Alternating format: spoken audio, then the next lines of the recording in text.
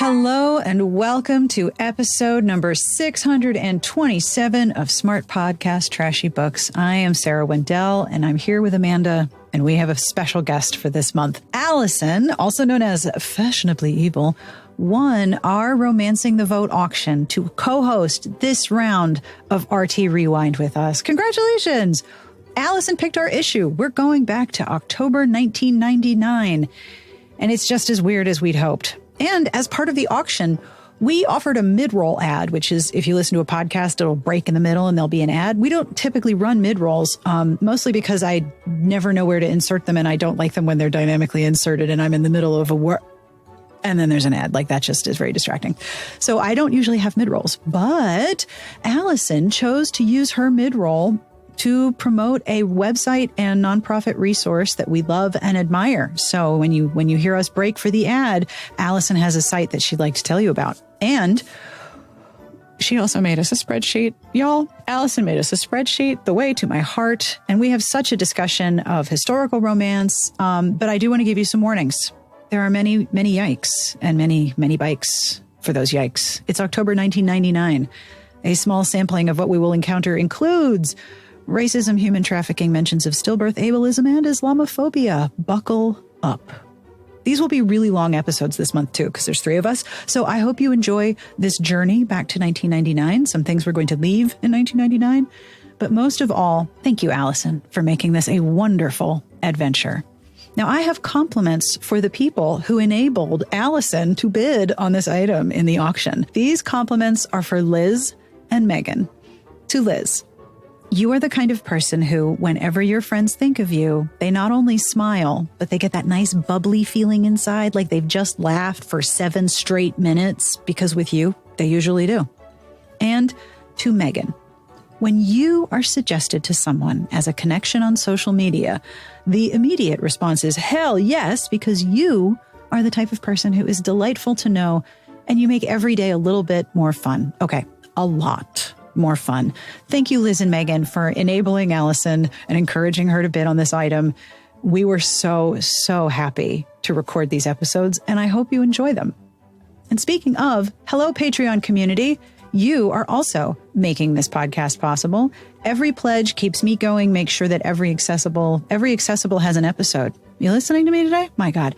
Every episode is accessible because of Garlic Knitter's transcript, and she's going to have to transcribe that mistake. Sorry, Garlic Knitter. I'm just going to leave that in there.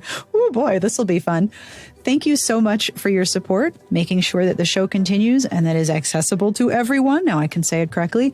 If you would like to join the Patreon community, if this show is enjoyable and you'd like to support what we do, it would be lovely to have you. We've got bonus episodes. We've got a truly wonderful Discord. You get the whole honkin' chonky PDF of each RT, which I don't think RT is available online in many places. So, hey, this is a wonderful historical resource. And let me tell you, this magazine just offers gifts aplenty. So if you would like to join, have a look at patreon.com/smartbitches. Like I said, these are long episodes. So let's get started, shall we? We're going to go to Bean Manor in October 1999 with Romantic Times with me, Amanda, and Alison. On with the podcast. Welcome. Would you please introduce yourself so the people who will be listening know who all of us are? Everyone knows me, and that's Amanda. Who are you? Welcome. Hi, I'm Alison, better known as Smart Bitches Commenter, Fashionably Evil, which has been my online moniker since I was probably like 17. And I saw the opportunity to be on the podcast, on the Romancing the Vote, and I was like, I have to have this. I must have this. You don't know what this has done for me, because I wrote up the listing and I sent it in and I was like, no one's going to bid on this. This is like 3 hours of recording with 2 people you don't know. No one's, what were you thinking? No one's going to do this. And then like you won and I was like, this is going to be the greatest day. So thank you for that. Yes. Well, I was super excited. Yeah, when Sarah emailed Alison, we were like, do we recognize this person? And thankfully Alison was like, oh, it's Fashionably Evil. And both Sarah and I were like, we know that name. It's a person that we know. We were so excited it was you. Oh my gosh. The minute you shared your username, we were both like, real person. Person we know? Hell yes. So you have selected the October 1999 issue, which was a treat. Thank you. It was. What made you pick this issue? Because I shared the whole inventory with you. I was like, whichever one you want, pick it. So I was either looking for specific authors, but I got into reading romance when I was in high school. And I was like, let me find one from my early years when I was reading like Judith McNaught, which I don't really remember any of her books, Catherine Coulter, and having long conversations with some friends of mine in art class about like what on earth was going on in these books and why were we reading them and who could say? Waves But and, yeah. Yeah, no, and I was like 1999. I was in high school. This takes me back. So, and then bonus, Judith McNaught is in fact on the cover, though she's not like the cover person. No, she's not. The cover person is Samantha James, and we're going to talk about the cover in the ads and features episode, but it's an interesting decision they've made with these covers. It was a little odd. It is a little odd. Now, before we get started looking at the reviews, because you know the direct path to my heart, you have made a spreadsheet. Tell me about the spreadsheet. I'm gonna make a copy of this and share it with everyone so we can see it. Tell me about the spreadsheet. What magic did you do?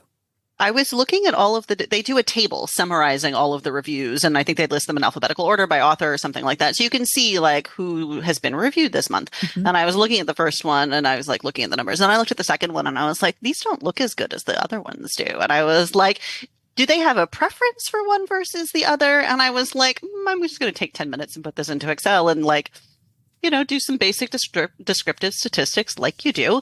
Sarah's fanning herself. I'm fanning myself. This is so great. Because I love all this. I don't know how to do any of this, but I love all this. Yes, this was, a useful skill that I learned grad school, who knows, at some point. Anyway, I was just curious to see what they preferred. And they preferred there was one that like I did averages for historical, mainstream, mystery, and series because there were only a few inspirationals and audios and regencies, but they definitely prefer the historicals to the mainstreams, and the mysteries come out on top. Yeah. So historicals had a 3.87 average, which totally matches what we've seen over all of the magazines that we look at. The range is usually 3 to 4.5, which is a very small rubric and doesn't really tell you anything. And then I was looking at reading all of the 2 and 1 star reviews specifically because I'm like, what's different about them? And sometimes, and I have one selected, there is a reason for it, but other times you're like, I don't. Well, okay. Even up at the top, they list a 2-star rating as being like good or like acceptable. Yeah. Not necessarily a negative descriptor. It's the same grade inflation you see on all, Uber driver reviews, Yelp reviews, etc. Right? Like the same grade inflation. And it's odd because when they favor historical so heavily, it makes it harder to actually figure out, like, do I want to read this? And the whole point of this is for people to shop. And I have to remind myself every time we do this, these were most of the romances being published at this time. There were digital presses, but Romantic Times was including them as much as possible. This was what was published. We didn't have a huge self-published. We didn't have Kindle Unlimited. So these are all of the books. And in the issue that we have from Mari, you can see where she's circled which ones she wants to read, which was like my favorite part. Seeing the little bits left behind by somebody who read it before me. These are all the books that are being published. And they still very heavily favor historical, which makes me wonder, historical is not as popular now. Is that because most of the online content is about other genres? And Romantic Times was really the last piece of media heavily focused on historical romance. I can't prove it, but I'm wondering if that's why. I was talking about this in the latest Hide Your Wallet because I was like, where are the historicals? And we had some really insightful comments. Yes, we did. And I'm really interested that I'm not the only one like going, what the hell happened? Yeah. And one person mentioned, I think it was Star. I want to be sure I credit this person correctly. But they were like, historicals really rely heavily on historical detail. And there is a big section of historical romance readers that want their romances to be historically accurate for the time and place and not just a set dressing. And they compared it with this sort of rise of like romantasy, where you could kind of get that overt set dressing of like dresses and etiquette, and you can kind of form a historical environment with that sort of, fashion and clothing and stuff like that. And social rules and boundaries, especially. Like, I am royalty, you are magic, we don't fuck, that kind of thing. Without needing to rely on actual historical detail that you have to adhere to. I think that's a solid theory. What about you, Allison? I actually think it also yes, you check a lot of the same boxes, but also you don't have the same baggage that you do for some of the historicals. So true. When you read the reviews, right? Like there's the number of times I said yikes while reading through this issue was significant. There's a lot of yikes. So much yikes. Right. But like, you don't have to sort of like tolerate the fact that maybe you weren't represented there, or that if you had lived in that time period, things probably would have been pretty shitty for you. Like, I think it sort of gives it an extra layer of insulation from what that historical reality could have been. Yeah, because the fantasy reality can incorporate things that might not have been present. Exactly. So speaking of historical, let's get into it, shall we? Yes. All right. Now, I'll go first because mine is a real easy selection. On PDF page 45, the book that I selected was a 5-star, which is a rare thing. They don't do that a lot. But it was this just completely blew me away. Excuse me, PDF page 37. I'm looking at the wrong line.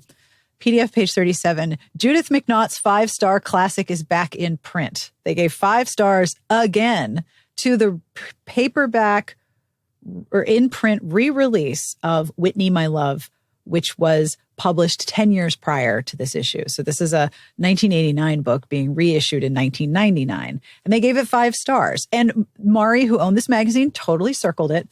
Here's the thing about this re-release. This re-release was rewritten and edited to make the hero less of an asshole. I will talk more about that when we get to the actual feature about Judith McNaught, but this is the rewrite that tones down the hero and adds a whole bunch of stuff to the ending because people thought it ended too abruptly, which I find hilarious.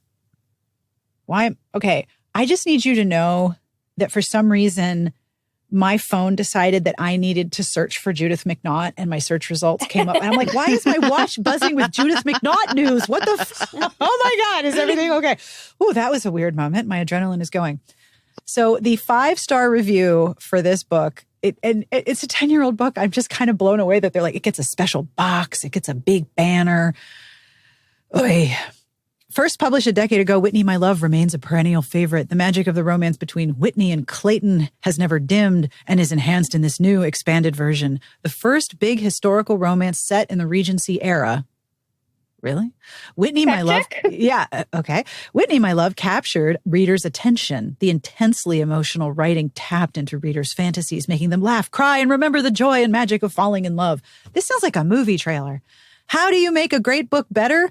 By adding a longer, more fulfilling ending and strengthening the characters, delving deeper into their motivations. Now we have a hardcover edition of a classic novel that is as close to perfection as a romance can get. Again, really? Whitney Stone is a lovely, if somewhat wild, young woman intent upon winning Paul Severn's heart. Sent to France because of her outlandish behavior, Whitney turns into a stunning woman who longs to return home to see Paul. Her father, however, has bartered her away to the domineering, arrogant, and sensual Duke of Claymore. So Clayton, the Duke of Claymore. Yes, I was just picking up on that too. Clayton, the Duke of Claymore. Got to have a little talk with his parents there. No matter how hard she resists, she is drawn to the Duke, and in the end, she learns to fight for his love with courage and intelligence. Which makes it sound like at the start she was a complete dumbass, which, accurate. Few words do adequate justice to Whitney. Extraordinary, remarkable, triumphant, magical, joyous. None fully express my feelings on this enlarged and, yes, even more wonderful romance. Sensual. Yeah. I cannot believe the hyperbole. And it's so funny that they're just like, yes, it's expanded. But they don't acknowledge how much of this was changed. Like, it's really funny. And $20 in 1999. Yeah, that's a lot of dollars in 2024 dollars. Hardcover. That was how my friends and I separated out romance. It was like, did it come out in hardcover? Right? Because that was something a little bit different. Yeah. Like the ones that got hardcovers were distinctive. Yeah. And the other thing that was changing at this time was a lot of historical romance authors were starting to write romantic suspense. Like Catherine Coulter did it. Judith McNaught went to contemporaries. Jude Devereux started writing. Julie Garwood. Julie Garwood was a big one. And they were hardcover, the suspense books, I remember. Getting them from the library and thinking, my God, this is heavy and uncomfortable. And why would anyone want this? Ugh. Now hardcover is where it's at. Okay. Alison, what's your pick? So my pick was Powder Flash by Sally Odgers.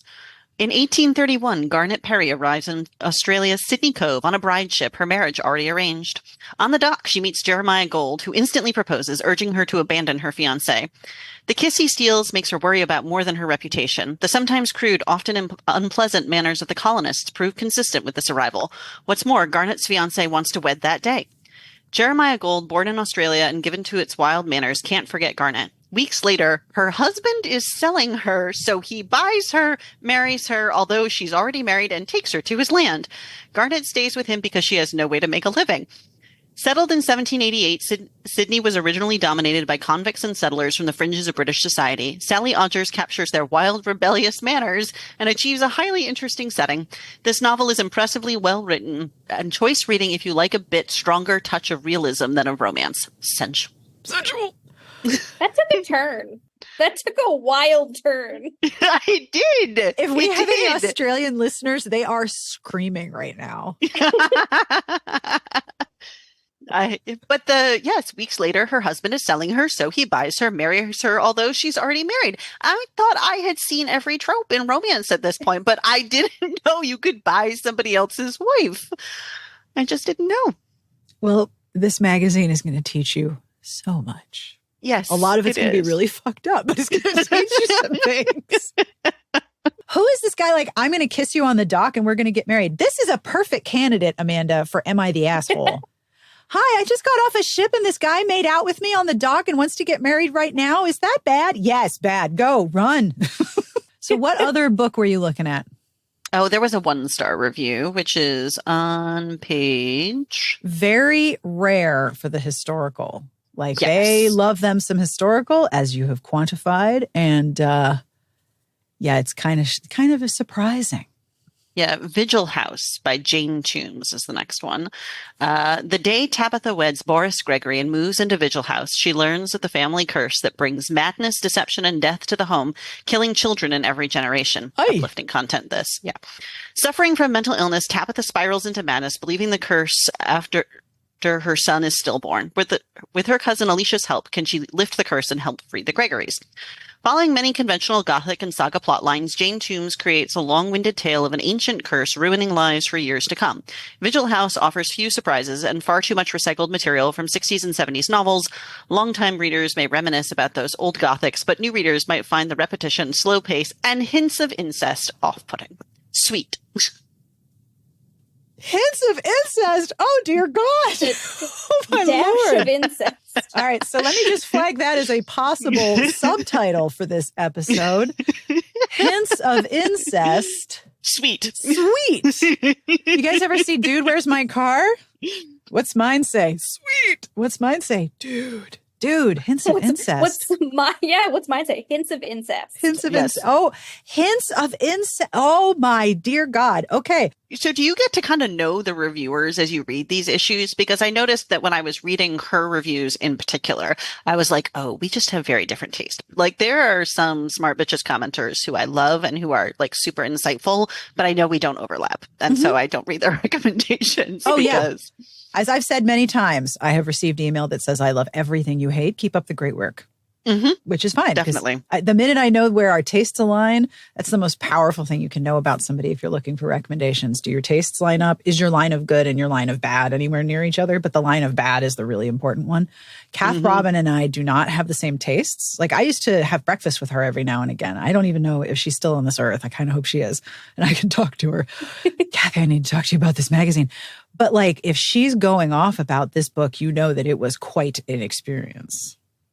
We also have a saying in like the Smart Bitches Slack of like, this book is not for Sarah's.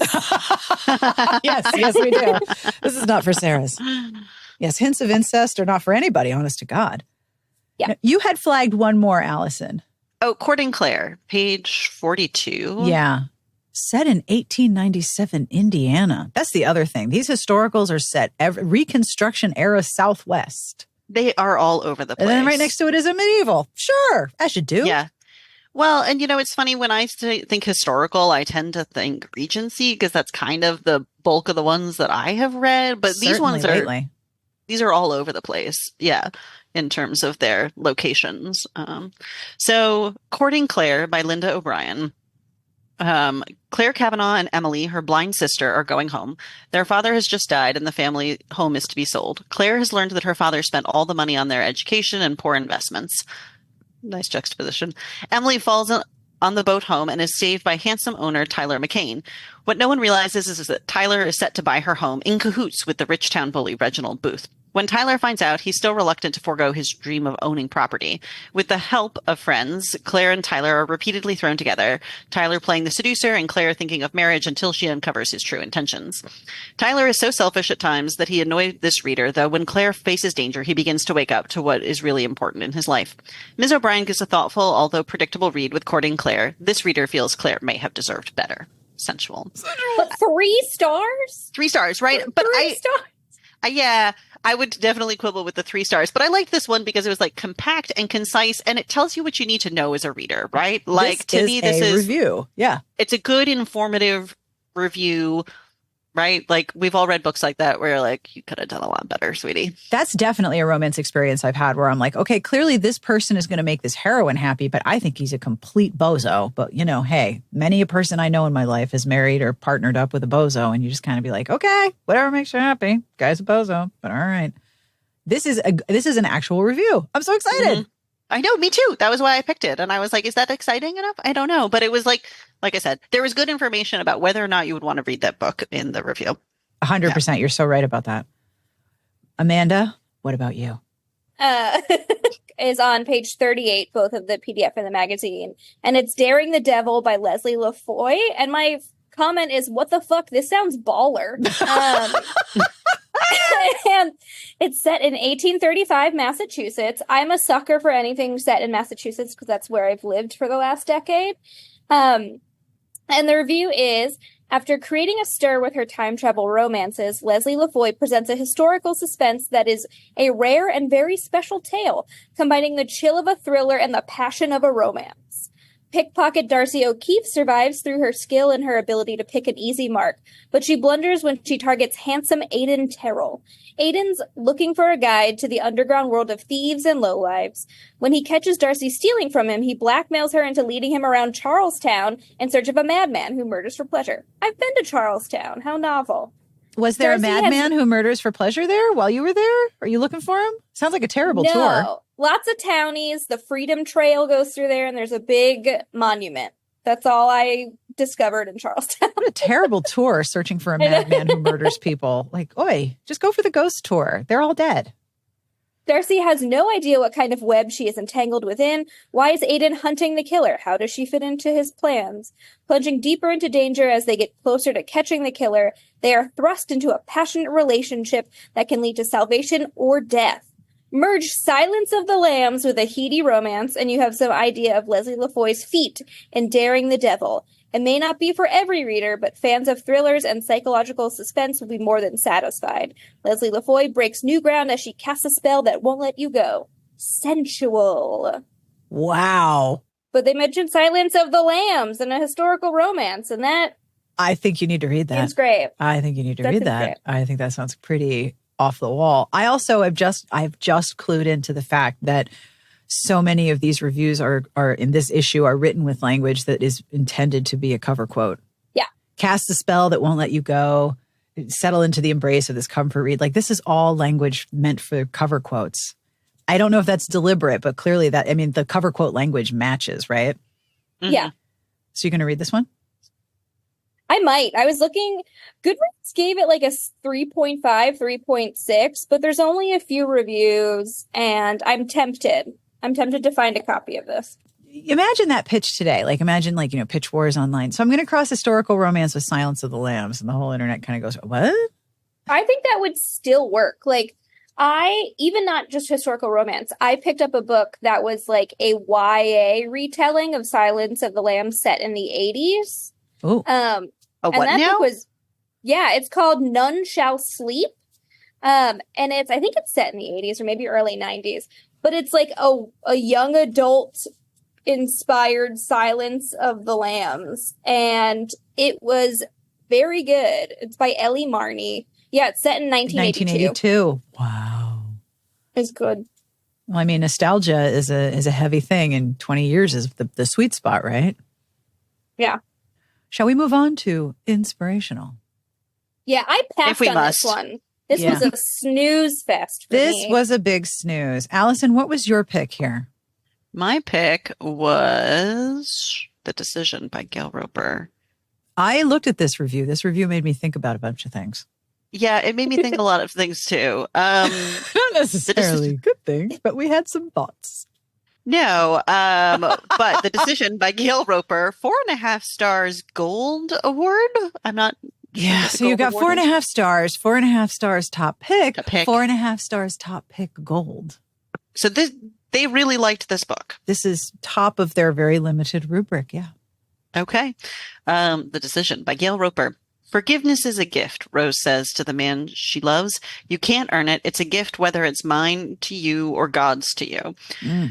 Yet Rose Martin can't forgive herself. A home care nurse and EMT, she funnels that guilt into her healthcare service, hoping that to perhaps prevent a tragedy like the one which claimed the lives of her loved ones. Despite what his feisty friend claims, Amish Jake Zook is not convinced that God's grace has no strings attached. He's grown up believing that a person has to earn God's favor. Recently paralyzed, Jake wrestles with his belief that he is only half of a man. He's also afraid he can't protect the woman he dares not love from the murderer stalking her. As you do. Gail Roper, yes, you do. Gail Roper creates an engaging mystery filled with romance and tender spirituality. But The Decision also packs a powerful punch as her endearing characters come to terms with love and reconciliation. Set in Lancaster County, the author's attention to detail shines in her portrayal of the plain people. The Decision is one of the best novels I've reviewed to date. Okay, but why was it one of the best reviewed novels? Do we know? We do not. I don't know. We have the plot zigs and zags, and he's paralyzed. There's a murderer stalking her. She's got guilt. She's a healthcare professional. Yeah, unclear what happened to her loved ones. I am sure that the handling of paralysis and disability is going to hold up not at all from an Amish romance from 1999. I think we can just leave that one in 1999. Some of them, it's fun to look at the covers, but we're just going to leave the books there. We're just going to just let them be in that time period and be like, oh, yeah, that was a time. Yeah. My choice was on PDF page 73, Hope, Brides of the West by Laurie Copeland. It's got 3 stars. Kidnapped! With an exclamation point. That's the first word. That was the last thing Hope Callahan expected when she set out from her aunt's home in Michigan for Kentucky in 1872 to meet her intended. Well, I mean, who doesn't? Why are you not prepared to be kidnapped? I mean, this is a book. This is a historical. This is a romance. What do you think? You have to be prepared for stalkers and a kidnapping and possibly an evil twin? Get with the program here. Anyway, she'd planned to be the perfect mail-order bride, John Jacob's dream come true. Now, I just read that, and it was stuck in my head for the rest of the day. Yeah. Yes. Okay. John Jacob Jingleheimer Schmidt. Yeah. Yes, of course. So John Jacob Jingleheimer Schmidt is his dreams coming true. Instead, she ends up in the hands of a bumbling gang of bandits who have mistaken her for the daughter of a famous senator. Girlfriend, if you knew you looked like the daughter of a famous senator, you really should have been prepared for the kidnapping. Luckily, okay, this is the best name in the whole magazine. Gang member Grunt Lawson. Grunt. Awful. Amazing. Gang member Grunt Lawson is actually Dan Sullivan, an undercover agent for the U.S. government. So he picked that name himself. Or a whole team of people came up. I'm cry laughing now. Whole team of people were like, "What's his alias going to be?" Grunt. This guy's name is Grunt. I bet that's his he noise? was salivating, waiting to use that name. He had it in his back pocket, and he's like, "I cannot wait to be an undercover cop so I can finally use my treasured alias that I've been saving forever." Is this like your brother and Spike? Just like my brother naming everything Spike. Yep, that's exactly what I thought of. Do y'all ever watch Brooklyn Nine-Nine? It reminds me of like Jake Peralta and his aliases in Brooklyn Nine-Nine, totally and how excited he is for that. Peralta alien grunt. Anyway, he's immediately taken with the feisty and slightly arrogant Miss Callahan, who he realizes is not the senator's daughter. As the gang bumbles its way to extortion, Dan and Hope escape. But as they become closer, Hope is thrown into a quandary. She's falling in love with the handsome mom man. Then the couple lands in the middle of a family feud with the Davidson gang still in hot pursuit. Although the supporting characters are quirky, they're a bit too foolish to be believed, and this reviewer wished for more depth and a little less moralizing. Still, the third book in the Brides of the West series is an entertaining read, and Laurie Copeland includes a good spiritual takeaway. 3 stars. But also less moralizing. Ma'am, you're reading a historical inspirational. Yeah. We expect a high Jesus by volume. Yes. Also, I have a serious question. She's falling in love with a man whose name she believes is Grunt. Yeah. That's an automatic no. I have so many ideas of what to do with the name Grunt. Like, we don't have any good I have one idea, and that's throw it in the trash there. That's where that name belongs. We don't have any good hats, but we've got a great name in this one. I was real excited. Title of your sex tape. That's right. Now, our next section is audiobook reviews, which I don't think we've ever encountered in the magazine before, a whole section of audiobooks. No, but there is a review I want to talk about here. Yes, and I want to specifically mention the run times of these audiobooks. Here are the run times for the books that are mentioned. 3 hours, 3 hours, 9 hours, 3 hours, and that's all of them. So some of these are clearly abridged because there's no way to take some of these big old honking paperbacks and put them in 3 hours. Unless the person who's doing the audiobook is that guy who used to be the speed talker, did the micro machines. Or the person who reads the disclaimers at the end of a pharmaceutical ad. That's who's reading your audiobook. Yeah. So what did you want to call out here? I wanted to call out the review for The Independent Wife by Linda Howard, which is a contemporary on it. Linda Howard is not for me, and I love it so much. Yeah, not for me either, based on this one review. Sally Jerome is living the life of her dreams in the 7 years since she was suddenly deserted by her famous TV journalist husband. Do we think it's Ree or Rye? R-H-Y. All right, I'm going to say if you add an S, it's Reese. It's Reese. So maybe this is Ree. Okay, Ree Baines. He's friends with Grunt. She has totally reinvented herself and settled into a successful career as a news reporter for a major national magazine. Life just couldn't be better until Ree buys the magazine. She tries to avoid him and keep her job, but when he recognizes her, the pressure is on. He wants her not as a journalist, but as a stay-at-home wife, and he is willing to exert any pressure, any power to get his way. Although still physically attracted to him, Sally has other ideas. An excellent reader can make a nondescript story entertaining, so I'm suspicious of books on tape.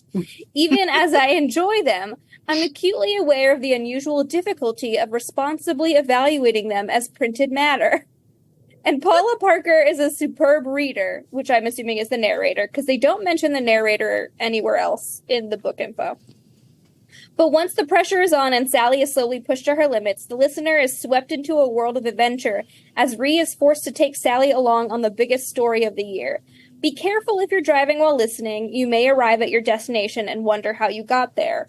And my response to that last statement is because you've blacked out into a fit of rage over how shitty of a person Ree is. He wants her to be a stay-at-home wife, and he's going to pressure her into doing it. Oh, and now he's her boss. And he owns her job. Yeah. And he deserted her 7 years ago. Your comment in our document is entirely right. Throw him away. Throw the whole man away. Whole man disposal service. We have a pickup. But I did like how the reviewer sort of like veered a little into her own thoughts about reviewing an audiobook. And maybe that's why we haven't seen them in future ones, because maybe the reviewers didn't enjoy reading them or didn't know how to review them. Yeah. And perhaps it wasn't as popular as a review section. I don't know. I mean, it is hard to review an audiobook because you're going to review the story, you're going to review the performance. How much do you give to both? And then we're operating inside a very limited word count because this is for print. I also do like the review for Jane Doe at the end. It says, this cliffhanger story is full of surprises and should keep you glued to the tape deck. Wow. He's going to pressure her, buy her job, and this, again, am I the asshole?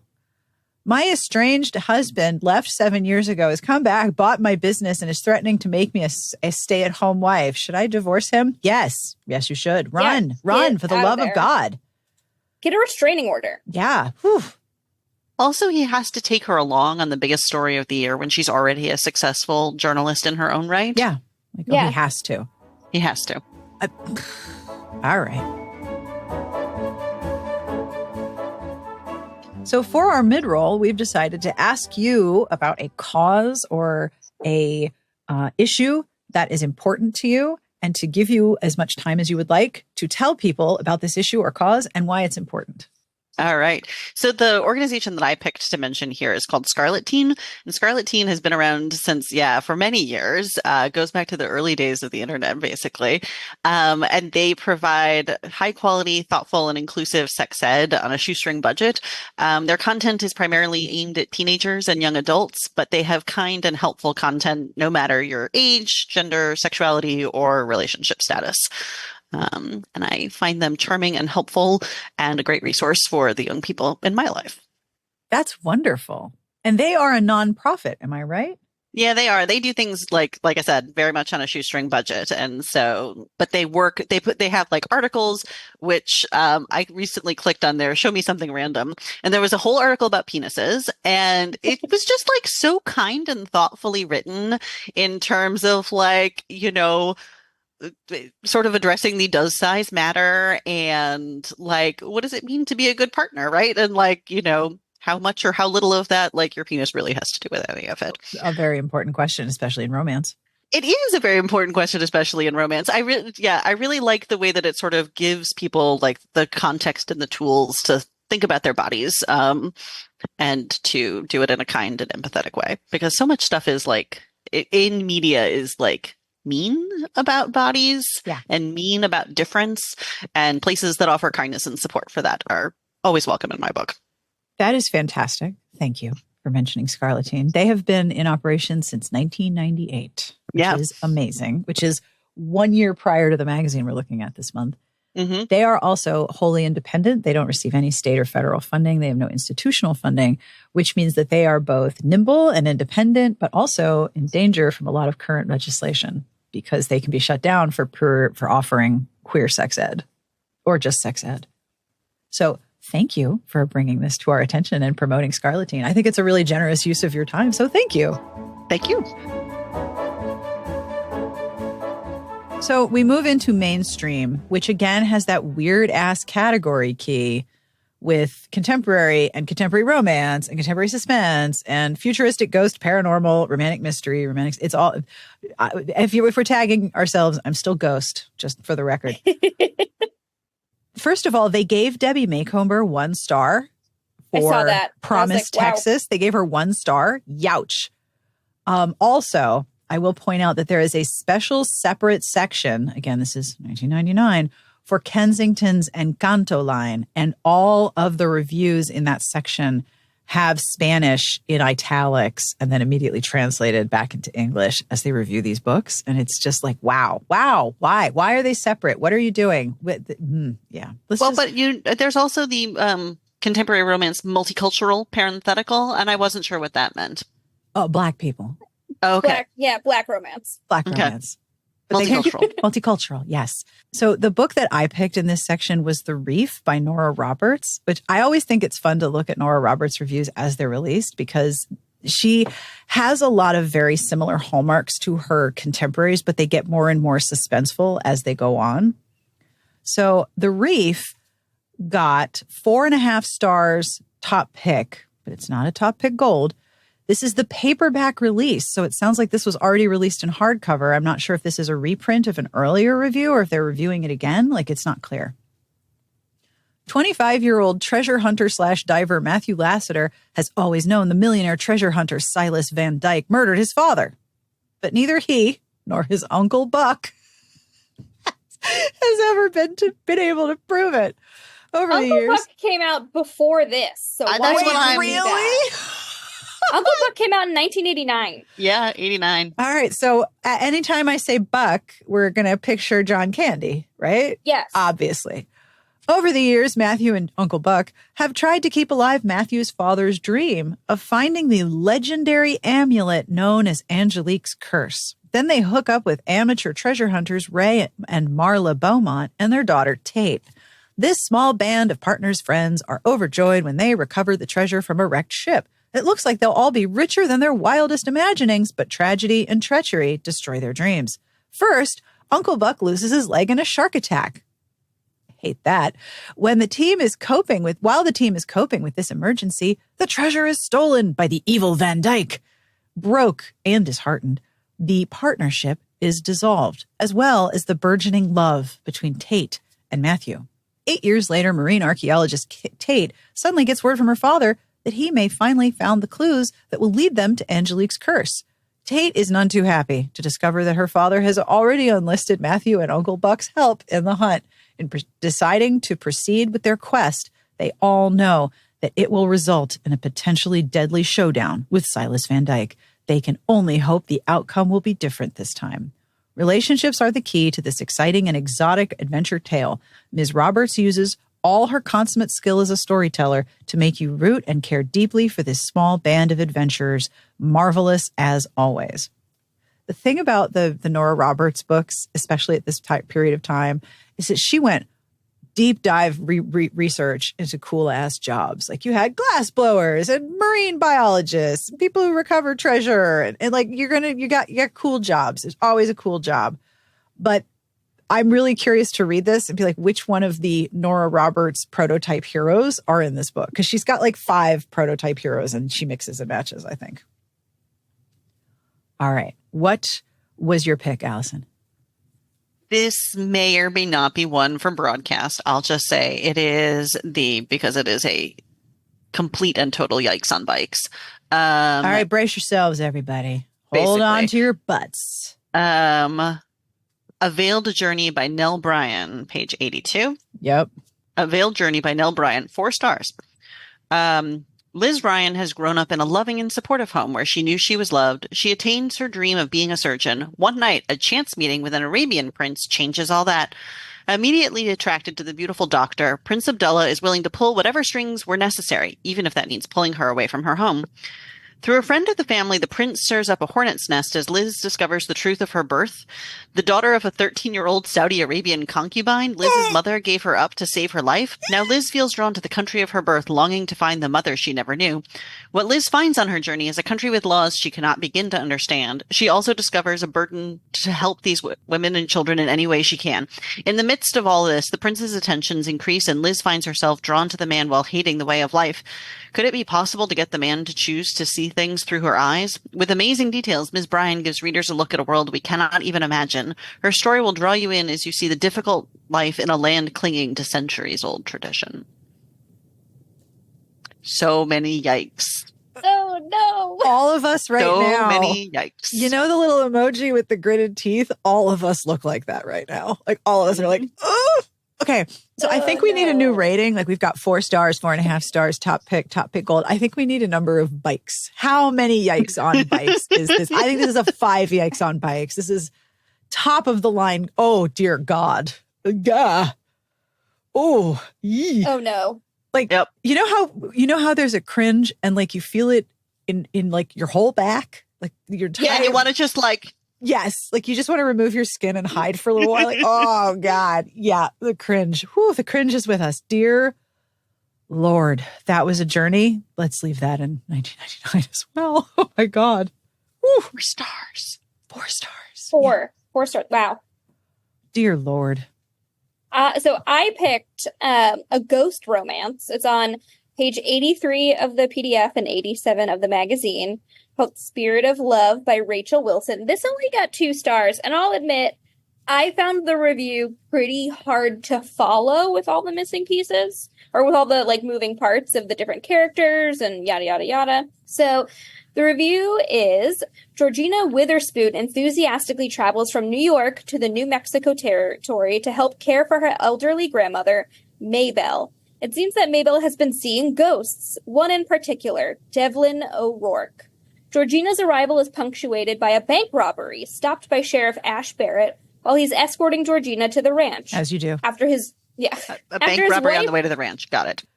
Just stop for a quick bank robbery foiling. We'll just take a quick break. Meanwhile, that other girl left the house not prepared for a kidnapping. Did she not know she was in a romance? What the hell? After his wife's betrayal, Ash is wary of women, especially beautiful women like Georgina. But meeting her stirs feelings in him he thought were long buried. That's Sarah's favorite trope of like, how dare she give me a feeling? Georgina discovers her grandmother is a sour old woman, while her Aunt Venice is wonderful, teaching her what she needs to know to survive in the harsh territory, but not how to handle the ghost of Devlin O'Rourke. Devlin appears to Georgina and explains that he cannot cross over until Maybelle forgives him for never telling her he loved her. He continues to haunt the family until she believes him. Complicating the budding romance between Ash and Georgina is the arrival of Georgina's fiancé and her grandmother's words of warning to never trust a man who won't say I love you. Heeding her grandmother, more ghostly intervention is required to bring Ash and Georgina together. Although there is never any doubt that Ash and Georgina will find happiness or that Devlin will find peace, this charming tale will entertain you for a solid evening, despite its predictable plot. All right. So I just want to share before we embark upon an Amanda rant.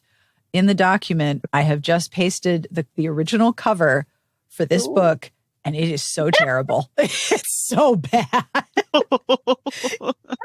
Alison, do you want to describe this incredible piece of art? There is, I don't even know what I would say. There is a man sort of turned to the side with his hand on his hip, wearing a, traditional sort of leather vest with the silver sheriff's star.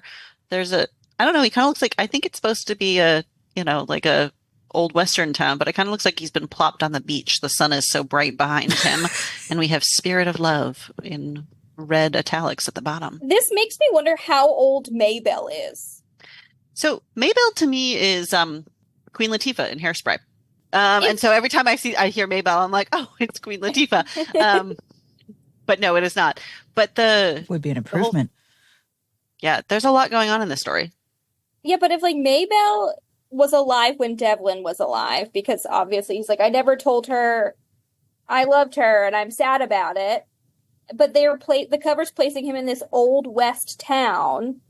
How old is Maybelle supposed to be? I think that's supposed to be Ash on the cover. Except that he's fading away. Sheriff. He has no legs. Like he's faded out from the knees down. See, I thought this was just like bad early kind of Photoshop type stuff. I mean, it clearly is. Yeah. The only thing there's like a little hanging platform behind him and some wagon wheels. That's how you know it's the Old West.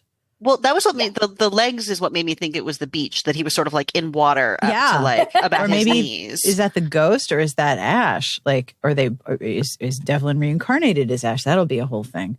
Well, but Ash is a sheriff and he's got the silver star, so he's a sheriff. That's true. Yeah. But he looks Old West. We don't know Devlin's deal. Was he a sheriff? Who knows? Oh my God, you guys, look. Over his wrist, his back wrist, that's the butt of a gun. And the gun is pointed right at his dick. He has yes, it is. He has tucked that gun down into his pants, handle side That's out. not gun safety. So you could just reach over, fire the gun, blow his dick off. And go you know he doesn't have that fucking safety on. No. That's fully loaded. Oh my God. So what is your rant, Amanda? Yeah, so this is the rant that I think people go back and forth on as romance readers. So she docks it for having a predictable plot. Right? But people get very upset when romance doesn't have a happily ever after, because that is what a romance is supposed to give you. Right. The comfort of predictability. Yeah. So I think my note was in my head was like, ma'am, what genre do you think you're reading here? And I think like a bigger question too would be, what makes an unconventional romance, but it's still a romance? Like, how do you make an unpredictable romance? What is that? And why? This is the flaw here is that the reviewer doesn't fully explain what the predictable parts of the plot are. Like, what was predictable about it? Yeah, I mean, she mentions that there's going to be an HEA and the ghost is going to find peace. Is that why it's predictable? Like, we knew that was probably going to be the case going in. Right. I mean, that's part of the purpose of a ghost romance is you got to resolve the ghost problems, whatever the ghost problems are. Does Ash need to shoot his dick off for it to be Clearly, an unpredictable? He needs Uncle Buck to shoot his dick off. That's what. The next section is another new section for everybody. Mainstream e-book reviews, capital E dash capital B. It's in the era that we're in. And all of these are organized by publisher. My favorite is that each heading under publisher, so it'll be like Hard Shell Word Factory, Awestruck eBooks, $5 disc, $3.50 DL for download. So you're either buying a disc or getting a download. The future is now. The future is now. All right, Amanda, what did you pick? What a good segue from my rant to this one, because I also have a question about this. So it's on page 91 of the magazine, 87 of the PDF. And it's for Once Upon a Secret by Catherine Andorka, which got 4 stars. This genre is filled with tales of cowboys and love gone wrong. It's nice to see an author have the courage to write a non-stereotypical romance. Oh, boy. As does Catherine Andorka with Once Upon a Secret. Oh, boy. Chiropractor Tori Glenn has her hands full running a practice and raising her teenage brother Kevin. It is through Kevin that Tori meets rock star Brad Daniels, whom she treats for a hand injury. Although Brad wants her, Tori's focused on getting Kevin the education her parents wanted for him. Furthermore, Brad has a secret that affects other people's lives when Kevin drops out of high school to follow in his footsteps. It's up to Brad to convince not only Kevin, but Tori of his belief in education and love. Thanks to Miss Andorka for a new breed of romance. Readers note, the love scene is a definite winner. I don't understand what is non-stereotypical or new about it. Is it the fact that she's a chiropractor? Is that what it is? Like, what's the... Crazy, right? I didn't know chiropractors treated hand injuries. That is already a significant concern. To say nothing of the part where it's a new breed of romance novel. We're not a non-stereotypical romance novel, but everything in here follows all the standard beats. Is it that the true love is not just of love, but of education? Well, the review starts with the genre. This genre is filled with tales of cowboys and love gone wrong. I feel like maybe she is making a blanket statement that romance is mostly cowboy romances. I mean, Westerns were popular, but look at this magazine. Look at the magazine you're writing for. But 4 stars. 4 stars. Okay. Alison, what was your pick in this section? My pick in this section was, I believe it was Falling Star by Karen Weisner. See, this is again like me getting tripped up by the what is happening here with the and you'll see. First off is the sensually sizzling Falling Star by Karen Weisner. Rory is a stripper who longs to return to classical dance, but her job at Baby Dolls pays the bills. There's no running home to daddy for the high school bad girl. Her next door neighbor, Nathan Janovich, has been in love with Rory since high school, but felt his attraction undermined his call to the ministry. Oh, now, 11 years later, Nate's a pastor and a widowed father with a reputation to consider. Though spicy, Falling Star is tastefully written and the Christianity real, the characters' struggle offer hope to those of us who stumble along the path on life's journey. Karen Weisner's new book is an electronic gem. I'm sorry, what? Electronic gem. Oh, okay. Like an ebook. Because it's an ebook, Sarah. Oh, okay. The Christianity is real? I know. I thought I had hope for this. Real. And then I was like, oh no, it's one of those. Is the whole tension that he's a priest and a widower a pastor and a widower and has a reputation to consider? Is the thing here that he has to worry about his reputation? Like, yeah, she's not good enough for him. She's not good enough. Well, she works at Baby Dolls. She has to be redeemed. Okay. It's one of Also, those. how gross of a strip club to be called Baby Dolls, but that's just me. Yeah. This was the era of baby doll dresses. Oh God, you're right. And those big black chunky shoes and the knee socks. This was This was the Doc Martin era. Cordelia's catalog aesthetic, baby doll dresses, and yeah. And I could never Amanda, wear you're a little those. bit younger than because I'm 42. You're a little bit younger, right? I'm 35. I'm 49. Yeah. And baby doll dresses, as I am too ample in the bosom, would never work because they would just sort of hang off the front of me. And because of the difference in the projection of my chest, I would lose like 4 inches of the dress. It was a blouse. It was no longer a dress. Forget it. Delia's was never my place to shop, but the baby doll dress was. I always loved Delia's catalog, but we could never afford anything in it. So the problem I think I had with the Delia's catalog is that it like went up to size 4. Like I remember that like you couldn't. The sizing was odd in my recollection. Pretty restrictive. Mystery, suspense, and thriller was a beefy section. Shall we move into that one? Yes. All right, Amanda, what was your pick? So I picked a real goofy one. And As soon as I read this review, Sarah is going to know exactly why I picked it. So it's on page 95 of the PDF, and it's called Death Day Party. 3 stars. Feather-brained Hillary Scarborough is hired by psychic Cassandra Bean to cater a birthday party, which is in quotes, for Cassandra's late cousin, America Elizabeth. Wow. Hillary, it gets better, everyone. Hillary and her level-headed employee, Jane Ferguson, travel in a storm to the Bean Manor to plan the event. At the Bean residence, they find that Cassandra has died, ostensibly of a heart attack. Lotus Bean insists the birthday party for the long-dead America should take place anyway.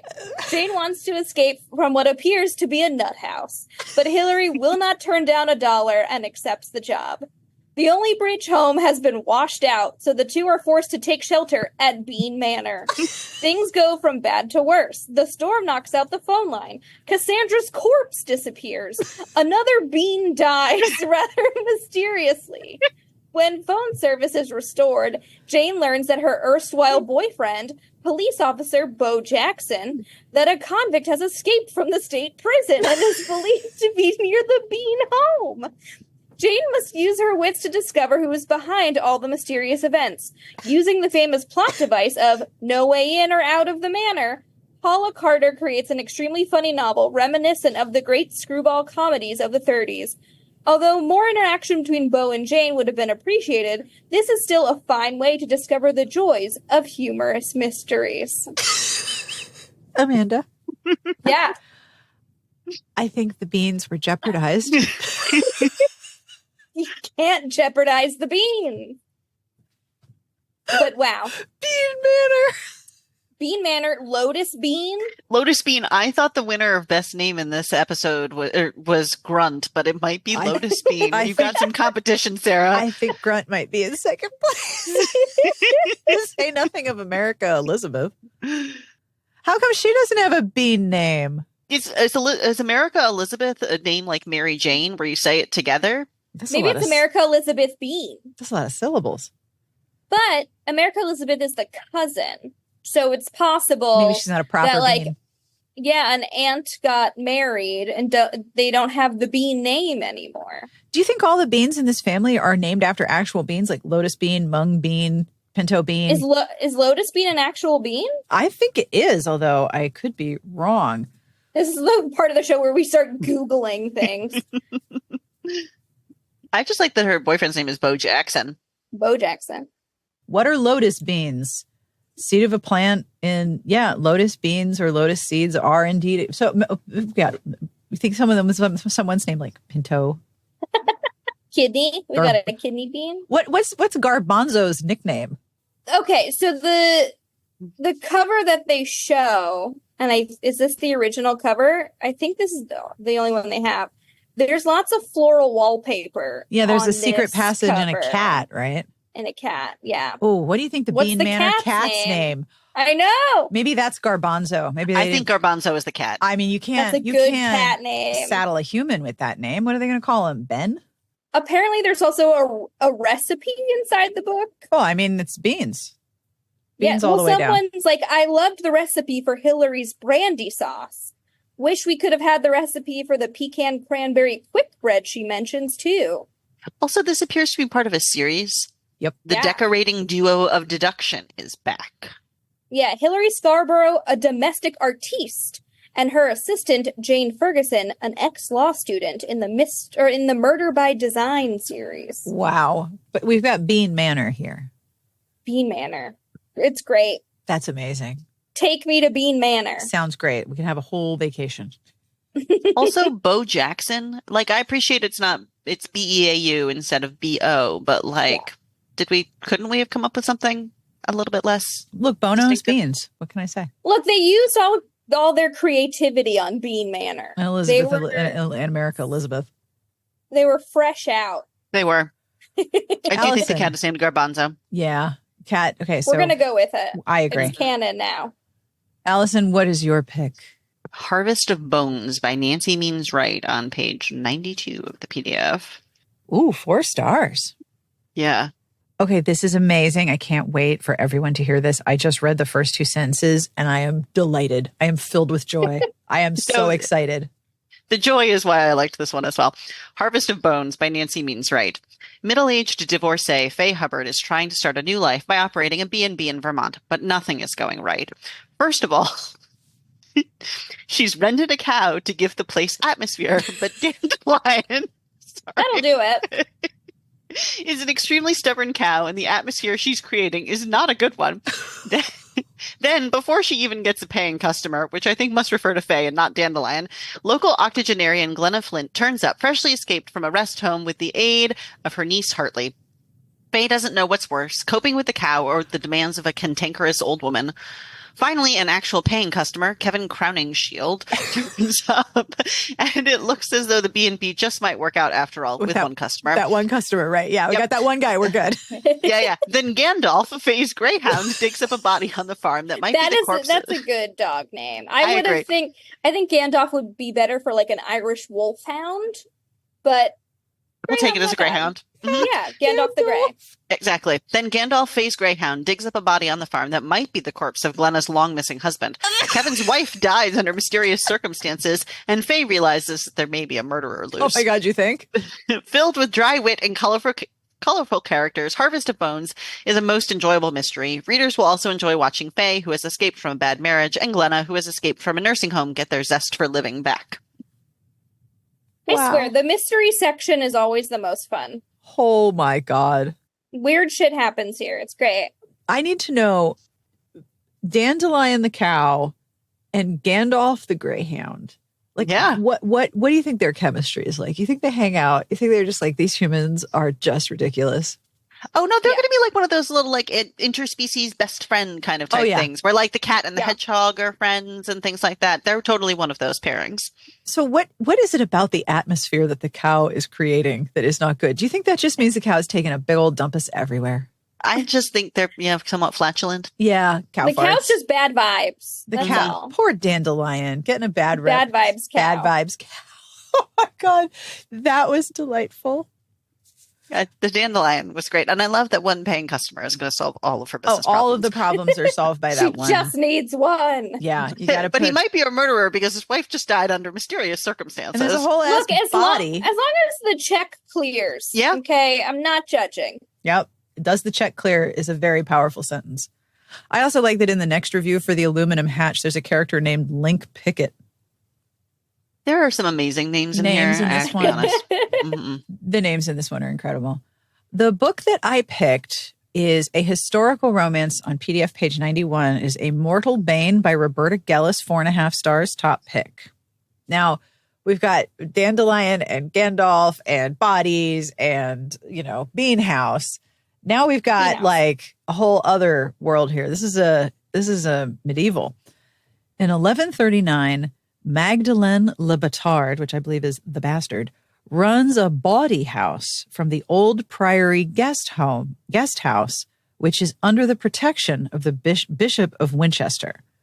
One night, a messenger carrying a papal communication is tricked into visiting the guest house. Still, he likes the prospect of a night there. I mean, the next day, when his murdered body is found, but the message sack isn't, Magdalene tries to find the message and prepare the girls' alibis.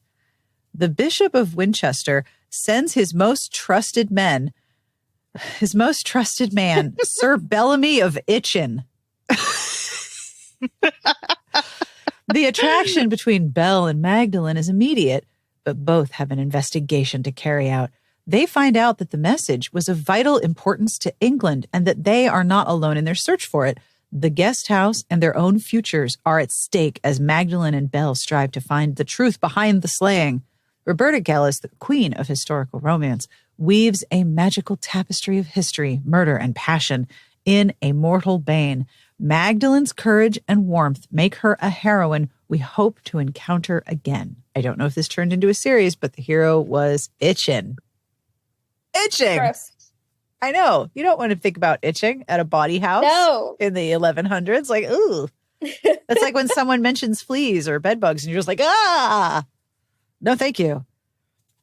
So moving on to series. These were, Amanda, you were right. These were all a weird one. These were all weird. Yeah. I mean, I usually skim series because it's just like a lot. There's a ton of them. But I did pick out one where it's on page 103 of the PDF. It's called The Prince's Heir by Sally Carleen, and it has 2 stars. A feisty teacher is taken aback when her adopted son's uncle shows up and declares his nephew to be the crown prince of a small country. But the real trouble starts when the sexy Asin royal decides he not only wants the prince's heir, but his beautiful mom as well.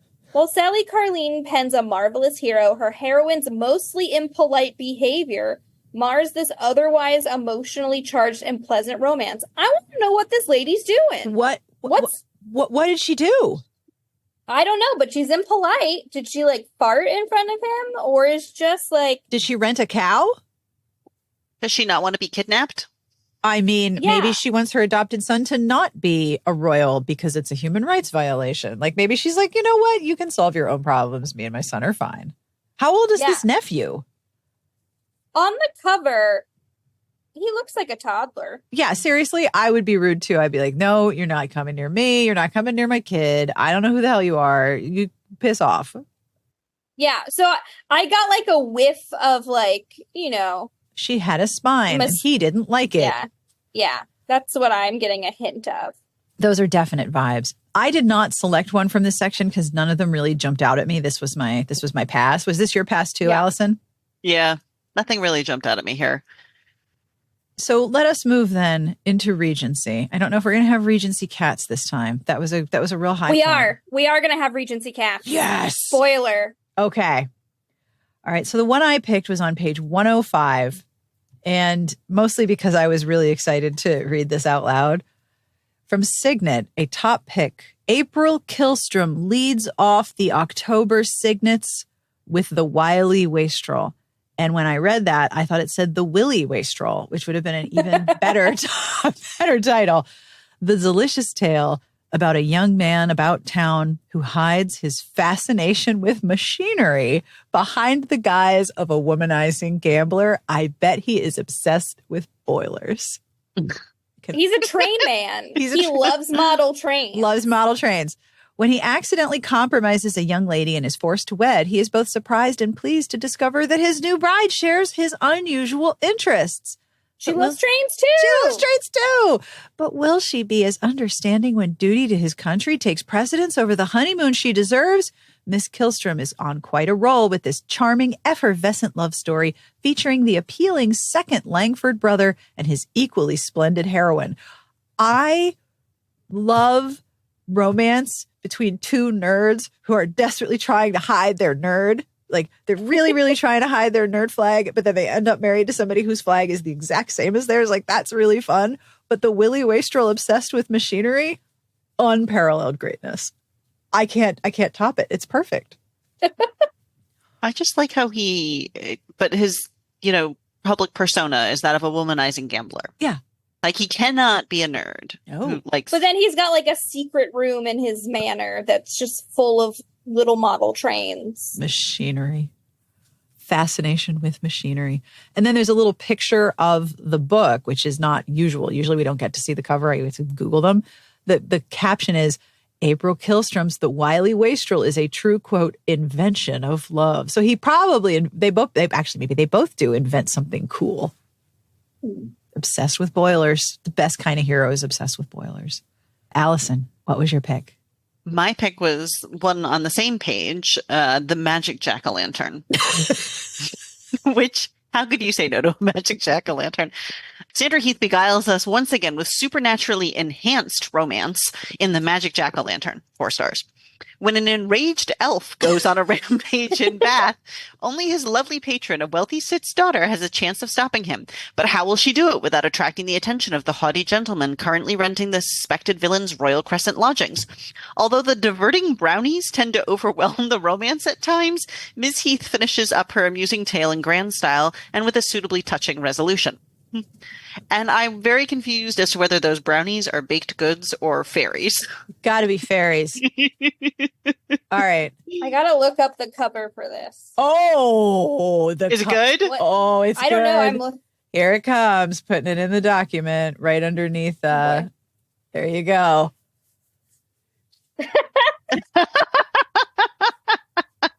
So we have a man we'll just shorthand it as a tuxedo. Regency garb, yeah. Embracing a woman who is wearing a white short-sleeved dress with a very typical witch's hat and cape, except both the hat and the cape are burgundy and have crescent moons and stars on them. And something's on fire. Something is on fire. Something is on fire in the background. We have fireworks above them. And a little jack-o'-lantern behind his butt grinning. Yep.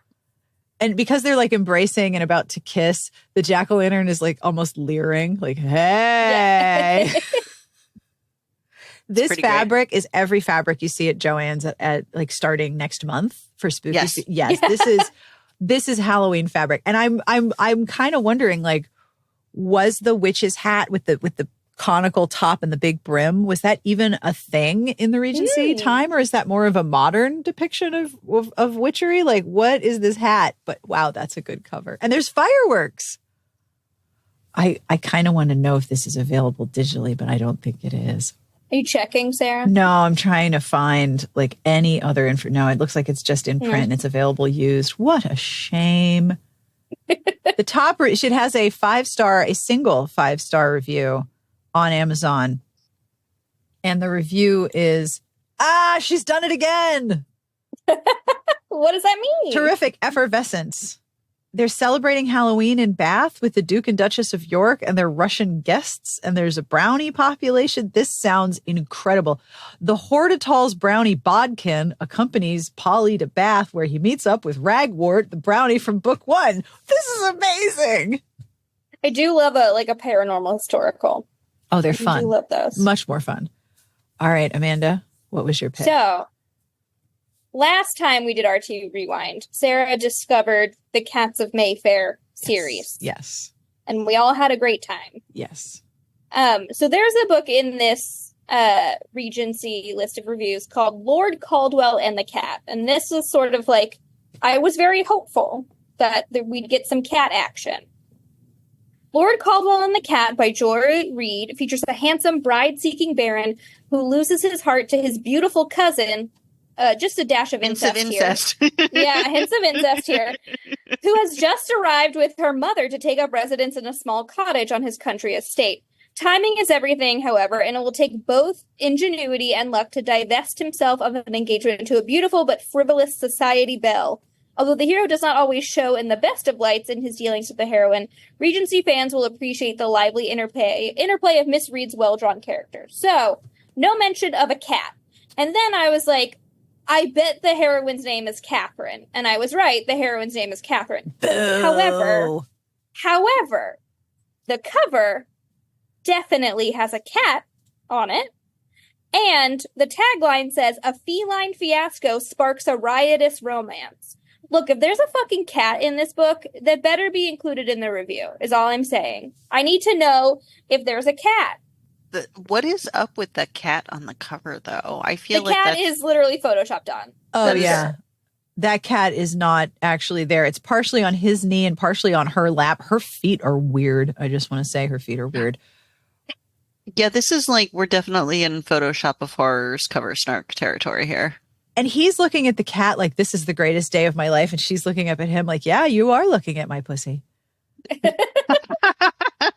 But we did have a cat on the cover. But yeah, I just wish the cat was more overtly referenced. In this review, I mean, how much of a role does this cat play? Because in Cats of Mayfair, the cats were all up in your business. And the tagline says a feline fiasco. So I would assume the cat is a lot of mischief in the book. You know, I think it's great that we can find Regencies with cats and Regencies with magic. I hope they continue. There was one recently. I'm trying to remember the title of it.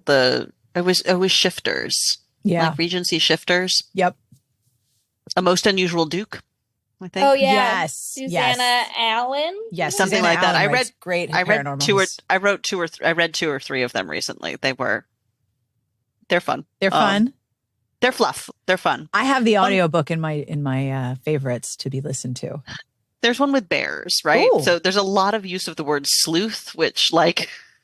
My favorite thing about the whole discourse about would you choose a man in the woods or a bear? And I was like, everyone in romance knows you choose the bear. A, because it's going to be a shifter. And B, it's not a man in the woods. It's a bear. We're all picking the bear. We know how this ends. We know not to leave the house without being prepared to be kidnapped because we look like the senator's daughter. Like, we're aware. We understand. So, Alison, Amanda, what did you think of the books in this issue? Lots of cultural insensitivities. You don't say. Yeah, we stumble across those quite a bit in some of these later issues, for sure. But, you know, on the plus side, Bean Manor. And Dandelion the Cow. Lots of good names. Uncle Buck. Grunt. Yeah. Grunt and Dandelion and Uncle Buck probably need to hang out, along with the greyhound named Gandalf. And that brings us to the end of this week's episode. I hope you enjoyed that. I will have links to all of the books that we talked about. If you want to see all the cool stuff, have a look at the show notes. But most of all, do not miss the visual aids. Every episode has a post on Smart Bitches where I put all the covers, and hey, 90s covers are glorious, beautiful things of what? So please have a look at the visual aids. There'll be a link in your show notes, and you can listen and follow along and see all the pictures. It's a lot of fun. As always, I end with a bad joke. This joke is terrible, and it's also in the metric system because I have a lot of listeners who don't follow Imperial, and I don't want them to feel left out. But you can switch it back to Imperial if you want. Are you ready? Here we go. What weighs more, a liter of water or a liter of butane? Give up? What weighs more, a liter of water or a liter of butane? A liter of water weighs more. Butane is a lighter fluid. I just need you to know that I was writing this in my notes. I was like, well, it's supposed to be gallon, but we're the only ones who use Imperial, so I'll just use liter. But I had to sit and think, wait, is liter the one for liquids? Liter's the one for liquids, right? That's why I can't get gas and cross the street in other countries, because I never know which way the car... Okay. I can cross the street in all countries except the UK and every other island nation where you drive on the opposite side of the street, because I never know which way the cars are coming from, and I just stand there and like analysis paralysis. But I can never figure out how much it's going to cost to gas up a rental car when everything's in liters. I just assume it's magic money, and I can't do that math because it's too many conversions. But this converts very nicely. So enjoy your metric joke. On behalf of everyone here, including Wilbur, who is snoring, my God. I'm surprised the mic hasn't picked this up. He's like sawing wood. Anyway, on behalf of my snoring cat and me, we wish you the very best of reading. Have a great weekend, and we'll see you back here next week. Smart Podcast Trashy Books is part of the Frolic Podcast Network. You can find more outstanding podcasts to subscribe to at frolic.media/podcasts.